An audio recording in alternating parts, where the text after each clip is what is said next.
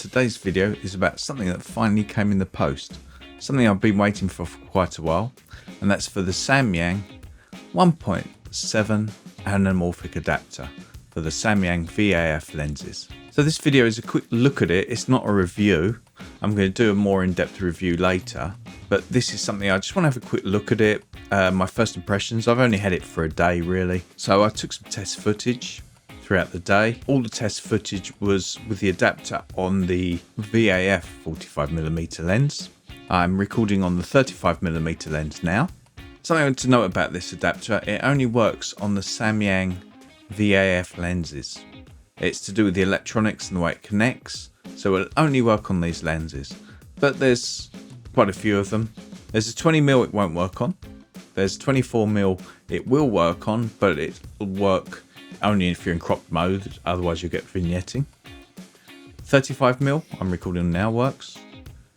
The 45mm, 75mm and 100mm lenses all work with this adapter, and that's all to do with on the front and on the anamorphic adapter there's electronic connectors, and they connect the adapter to the lens. That way it can work electronically. The first thing I looked at, was it easy to attach? Yes it is.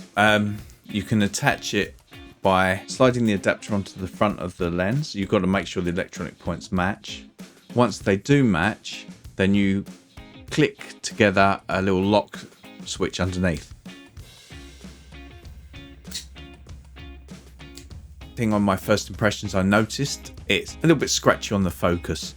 The focus feels nice, but it's not as nice as some other, let's be honest, better quality lenses I've used. So when you connect the anamorphic adapter to the lens, you connect it to the electronic points. Once you've connected to the electronic points, you get extras with it. It can see what's happening with the lens. Where you normally focus on the lens, that now changes the aperture, and then you use the adapter for your manual focus. The tally lights go all the way through, so I can see where I'm recording. It's got a little red dot at the bottom when it's recording, and it's green when it's not recording. Something really cool about that is when you move the focus, it actually changes the focus in the lens as well, so they actually work together, so you don't have to worry about setting up the lens you're attaching the adapter to.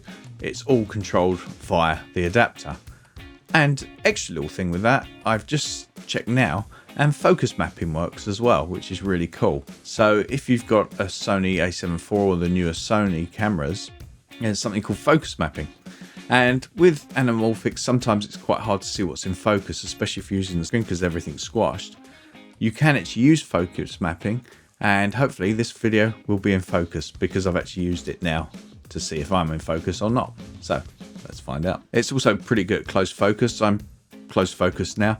I think about there is as close as I get, which moved my arm away. It's about, let's have a guess, about ½ meter, about 2 foot.